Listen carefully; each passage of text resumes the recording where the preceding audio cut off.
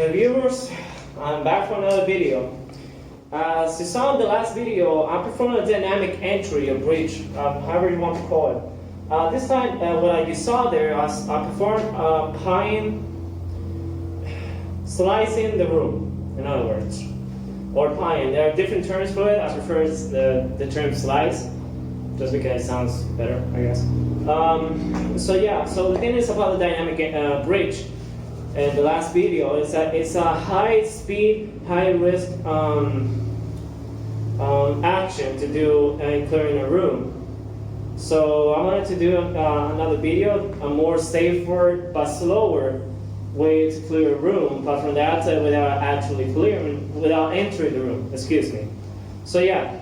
So the thing about this, I'm going to try to show you, is that for this, it can either work with a 2-point sling or 1-point sling, whichever goes with it. I prefer the 2-point sling just because it gets me a little bit more of maneuvering. I'm sorry, gloves are kind of wet because of paintball, the paint, yeah. Anyways, so what you're supposed to do is try to minimize exposure, all right? So instead of just trying to aim in and trying to do like this, try to tuck in your elbow into your body as close as possible, and try not to expose too much of your body. Just go in, shift it little by little. I'm going to demonstrate real quickly. So I'm going to start with this side, all right? So just imagine that this is a very small door, whatever. It can perform in a lot of different ways, I guess. Hallways, doorways, you know, a whole lot of areas. But just imagine this is a door, okay? Because I don't have anywhere else to show it better.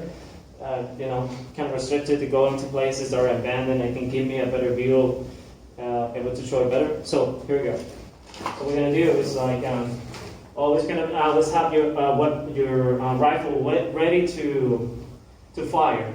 All right. So just imagine I'm hugging the wall, right? So here, by being in this section, I can actually see most of the corner inside of the room.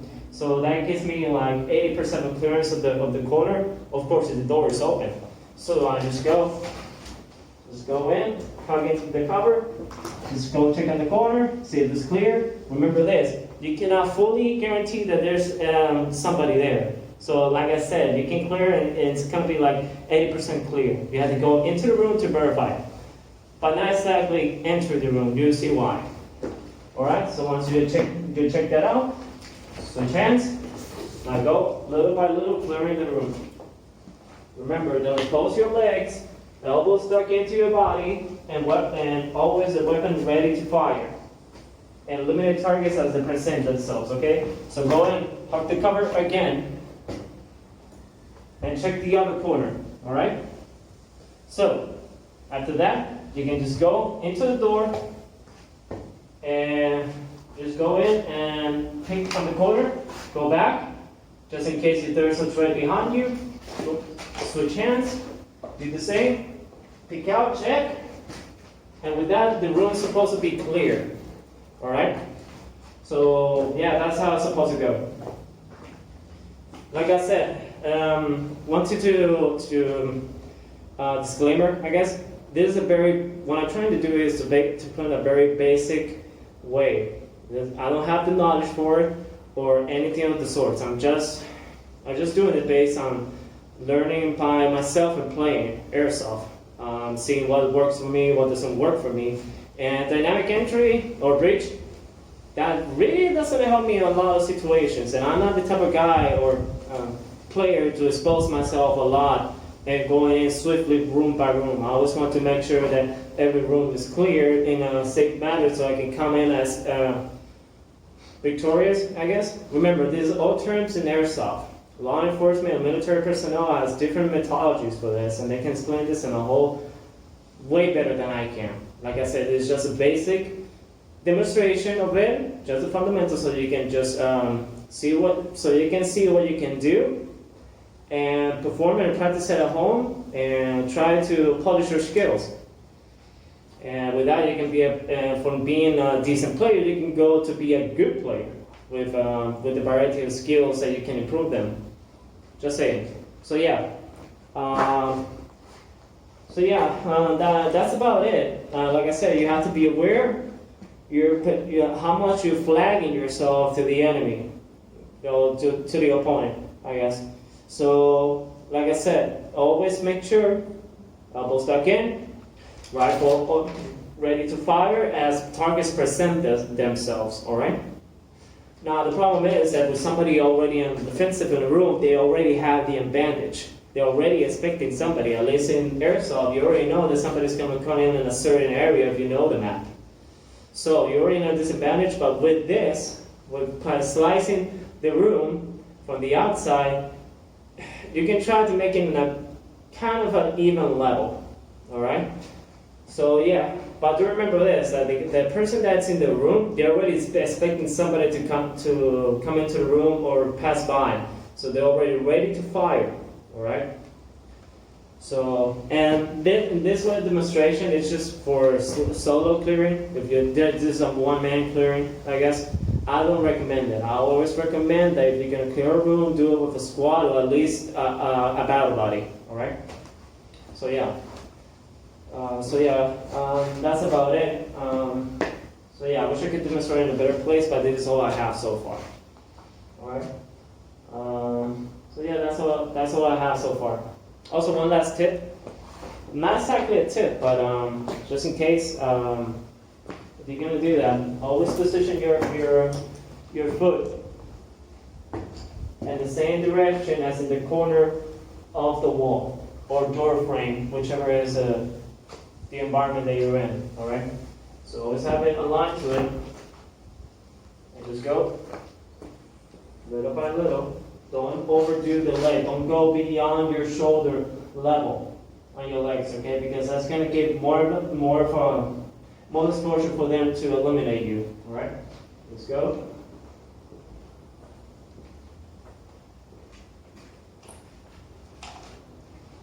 Be good. Sometimes with indoor friends, it can be a little bit cumbersome with using long rifles. So sometimes I can encourage players to go with a secondary to make it easier to shoot on targets. So yeah, usually I go with, this is not exactly a long rifle, but this is, the barrel is 14.5 inches, so it's kind of a little bit long. But that's how I like it so far, so yeah. Look at that one already. Anyways, so yeah, that's about it. This video I'm going to be showing why I choose this gear from my Airsoft, and the reasons to it, why, and how effective it is, and how comfortable it is, all that kind of stuff in the next video. I'm going to try to explain it and give you the details and the specifications about this. Just a note, all of this I bought it from Amazon, alright? That's all I can say. I did my research, I liked what I saw, and I just decided to go with this loadout, alright? Although I wish I had an N16A2, just saying. So yeah, that's all I have so far. Comment your opinions about it. Again, last disclaimer, this is a very basic thing to do, and trying to explain it, trying to demonstrate it. Other people can explain it way better than I can do and demonstrate it, alright? It's just for beginners that want to go from being a decent or maybe even bad player to go to being a good player in this kind of environment, which is CQB. Alright, that's all I have for you so far, and got nothing else.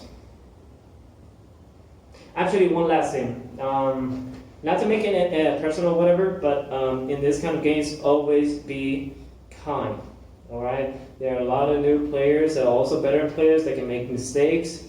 And everyone has a different play style, all right? You don't have to go talking to people like, hey, you have to play this certain way, or this way, or you have to do this and this. Remember, everybody has a different play style. So do I. You know, and some people don't like our own play style, but it is what it is. It's what you like, it's what you're comfortable with it. Go with it. But always work on your skills to be better. And there are other play styles that you can perform and are better for you based on what you want to do in Airsoft, go for it. That's all I have to say. So yeah, and I got nothing else for you. Take care. Thank you for the support.